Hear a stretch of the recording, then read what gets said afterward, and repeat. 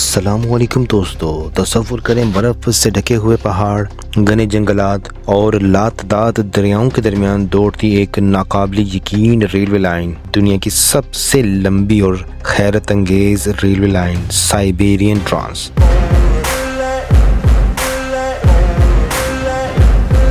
ایک ایسا عظیم الشان شاہکار جس نے تاریخ کے کئی ابواب میں انقلاب برپا کیا، جنگوں میں فیصلہ کن کردار ادا کیا اور لاکھوں مسافروں کے لیے آسانیاں پیدا کی۔ ماسکو سے ولادیوستوک تک پھیلے 9290 کلومیٹر طویل اس ٹریک کا آغاز سن 1891 میں ہوا اور 1904 میں مکمل ہوا۔ لیکن کیا آپ جانتے ہیں کہ اس عظیم منصوبے کے پیچھے کون سے راز پوشیدہ ہیں؟ برفانی طوفان، شدید ترین موسمی حالات اور ہزاروں مزدوروں کی ناقابل یقین اور ناقابل فراموش جدوجہد کی یہ کہانی ہے فولاد عزم اور حوصلے کی۔ روسی حکومت نے اس منصوبے کی شروعات کیوں کی؟ کس طرح یہ ریلوے لائن ایشیا اور یورپ کے درمیان معاشی اور جغرافیائی پل بنی؟ آج کی ویڈیو میں ہم آپ کو وقت کی اس سرنگ سے گزاریں گے جہاں پر ہر اسٹیشن ایک کہانی اور ہر پٹری ایک تاریخ بیان کرتی ہوئی نظر آئے گی۔ حیران کن مناظر، چھپے ہوئے حقائق اور سنسنی خیز لمحات آپ کے منتظر ہیں، تو جڑے رہیے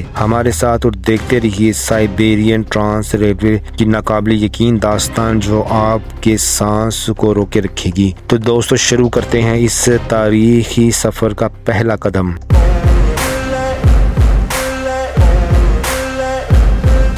آج ہم دنیا کی ایک ایسی منفرد اور انوکھی ریلوے لائن کا ذکر کر رہے ہیں جو دنیا کی سب سے لمبی اور مصروف ترین ریلوے لائن ہے، جسے سائبیرین ٹرانس کہتے ہیں۔ یہ ریلوے کا ایک ایسا جنکشن ہے جو ماسکو کو دور مشرقی روس سے جوڑتا ہے۔ یہ ریلوے کا ٹریک ماسکو سے ولادیوستوک تک پھیلا ہوا ہے۔ یہ ریلوے ٹریک روسی حکومت کے زیر سایہ بنا، جس کا آغاز سن 9 مارچ 1891 میں ہوا اور 21 جون 1904 کو مکمل ہوا اور اسی روز یہ لوگوں کے لیے کھول دیا گیا۔ یہ ریلوے لائن 2 ٹریکوں پر مشتمل ہے۔ یہ لائن ایشیا اور یورپ کے درمیان پل کا کام کرتی ہے۔ اسے روس کی فولادی سڑک بھی کہا جاتا ہے۔ اس ریلوے لائن کی لمبائی 9290 کلومیٹر ہے جو ماسکو سے مشرق کی طرف ولادیوستوک تک پھیلی ہوئی ہے۔ یہ دنیا کی لمبی ترین ریلوے لائنوں میں سے ایک ہے۔ یہ یورپ کے ساتھ ساتھ چین، جاپان، کوریا اور جنوبی ایشیا کو بھی روس کے ساتھ ملاتی ہیں۔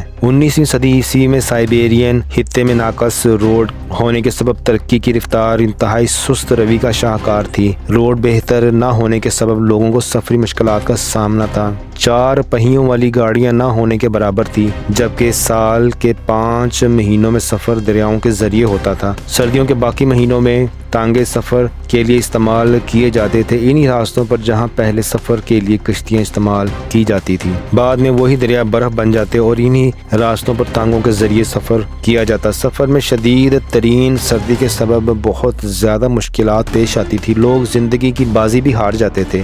1849 میں بھاپ سے چلنے والی کشتی متعارف کروائی گئی۔ شروع میں اسے چلانا انتہائی مشکل تھا۔ 1857 کے بعد پھر بھاپ سے چلنے والی کشتیوں میں بہتری ضرور آئی، مگر سفر کی مشکلات کم نہ ہوئی کیونکہ یہ دریا بہت بڑے تھے۔ سفر کو بہتر بنانے کے لیے سوچ بچار کے بعد یہ فیصلہ ہوا کہ یہاں ریلوے لائن بچھائی جانی چاہیے۔ سائبیریا میں پہلی ریلوے لائن کا 1851 میں افتتاح ہو چکا تھا۔ شروع میں یہ ریلوے لائن اسکیوٹسک سے چیٹا تک جاتی تھی۔ 1880 تک سائبیرین ٹرانس ٹریک پر کوئی خاص توجہ نہ دی گئی، معاشی حالات کے سبب اور دیگر وجوہات بھی شامل تھی۔ 1880 میں لوگوں نے بہت زیادہ تعداد میں درخواستیں دی اور مطالبہ کیا کہ اس ریلوے لائن کو ضرور بچھایا جائے اور جلد ہی اس کی تعمیر شروع کی جائے۔ ان درخواستوں کی بدولت حکومت وقت مجبور ہو گئی اور جلد ہی اس کی تعمیر کا اعلان کر دیا۔ یہ بھی کہا گیا کہ سینٹرل روس کو سائبیرین کے ساتھ جوڑا جائے گا۔ 10 سال لگ گئے نقشہ بنانے اور حکومت سے منظوری لینے میں۔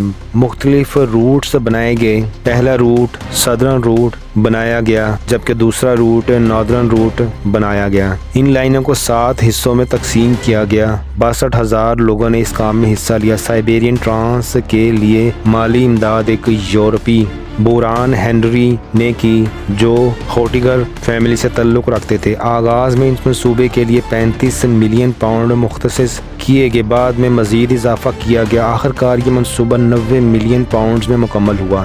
9 مارچ سن 1891 میں روسی حکومت نے سائبیریا کے چاروں طرف ریلوے لائن بنانے کا اعلان کیا۔ 19 مئی 1891 میں ٹیسار نکولس نے ولادیوستوک میں ریلوے لائن کی تعمیر کا آغاز کیا۔ بائکل جھیل جو 640 کلومیٹر لمبی اور 1600 میٹر گہری ہے، یہاں پر سیرم بائکل کے نام سے ریلوے لائن بچھائی گئی جو جھیل کے دوسرے حصے پر ختم ہو جاتی ہے۔ 1897 میں برف کو توڑنے والی ٹرین بنائی گئی جسے فیری ایس ایس بائکل کا نام دیا گیا۔ 1900 میں ایک اور چھوٹی ٹرین بنائی گئی جسے فیری ایس ایس انگارا کا نام دیا گیا۔ بائکل جھیل سے 4 گھنٹے کی کراسنگ کی وجہ سے 2 ریل ہیڈ کو آپس میں جوڑ دیا گیا، ایک روسی ایڈمرل اور ایکسپلورر نے بائکل اور انگارا کو ڈیزائن کیا۔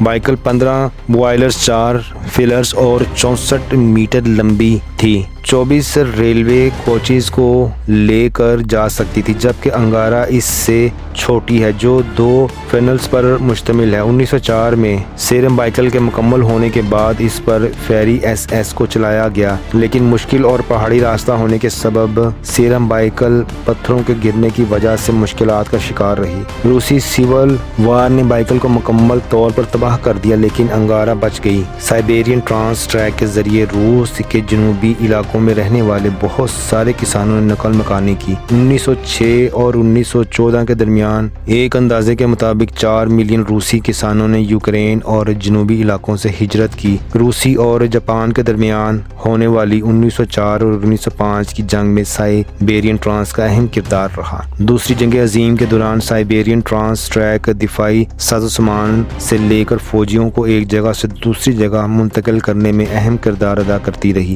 آج بھی سائبیرین ٹرانس ٹریک بہت زیادہ اہمیت کا حامل ہے۔ روس کی 30% تجارت اسی ریلوے لائن کے ذریعے کی جاتی ہے۔ یہ ریلوے لائن بہت سے غیر ملکی سیاحوں کو اپنی طرف کھینچتی ہے۔ یہ سفر 7 دنوں پر مشتمل ہے اور ہر سیاح کی یہ خواہش ہوتی ہے کہ وہ یہ سفر ضرور کرے، لیکن زیادہ تر مقامی آبادی اسی ریلوے لائن کے ذریعے سفر کرتی ہے۔ اگر آپ نے ماسکو سے ولادیوستوک تک سفر کرنا ہے تو آپ کے پاس $1600 سے لے کر $2000 تک رقم ہونی چاہیے۔ اس سفر کے دوران سگریٹ نوشی ممنوع ہے۔ اگر آپ سگریٹ نوشی کریں گے تو آپ کو بھاری جرمانہ ہو سکتا ہے۔ موجودہ دور میں Siberian trans railway 2 lakh containers پر سال یورپ کی منڈیوں تک پہنچاتی ہے۔ 2010 کے مطابق روس اور چین کے مابین ٹریفک کا حجم بڑھ گیا۔ یہ تقریباً 66 ملین ٹن ہے جو زیادہ تر اسی ریلوے لائن کے ذریعے کیا جاتا ہے۔ 2008 میں کارگو کا سامان لے جانے میں 11 دن لگتے تھے۔ ٹرین کی فی گھنٹہ رفتار بڑھا کر 80 سے 90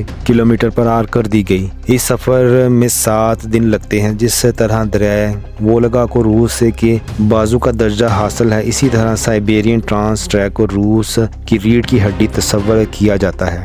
اس حقیقت سے انکار نہیں کیا جا سکتا کہ سائبیرین ٹرانس ٹریک دنیا کا 1/3 حصہ ڈھانپے ہوئے ہے، جس میں مشرق سے لے کر مغرب تک اس میں 10 ٹائم زون آتے ہیں۔ سائبیرین ٹرانس ریلوے کا 19% حصہ یورپ کی سرحدوں سے گزرتا ہے، جبکہ 81% حصہ ایشیا کی سرحدوں سے گزرتا ہے۔ اس سفر کے دوران سب سے بڑا دریا پل دریائے امور کا ہے، جس کی لمبائی 2612 میٹر ہے۔ یہ پل 1999 میں تعمیر کیا گیا۔ راستے میں آنے والے شہروں کی تعداد 87 ہے، جبکہ دریاؤں کی تعداد 16 ہے۔ سفر کے دوران درجہ حرارت 28 ڈگری سے 34 ڈگری تک رہتا ہے۔ یہ ریلوے لائن روس کی مرکزی ریلوے لائن ہے جو روس کے زیر سایہ بہت سے چھوٹے اور بڑے شہروں کے علاوہ یورپ اور ایشیائی علاقوں کو آپس میں جوڑتی ہے۔ تو دوستو، یہ تھی آج کی ویڈیو۔ امید کرتا ہوں آپ کو ویڈیو پسند آئی ہوگی۔ پسند آنے کی صورت میں میری ویڈیو کو لائک اور شیئر لازمی کیجیے گا۔ انشاءاللہ نئی ویڈیو کے ساتھ آپ سے پھر ملاقات ہوگی۔ تب تک کے لیے اجازت دیجیے۔ اللہ حافظ۔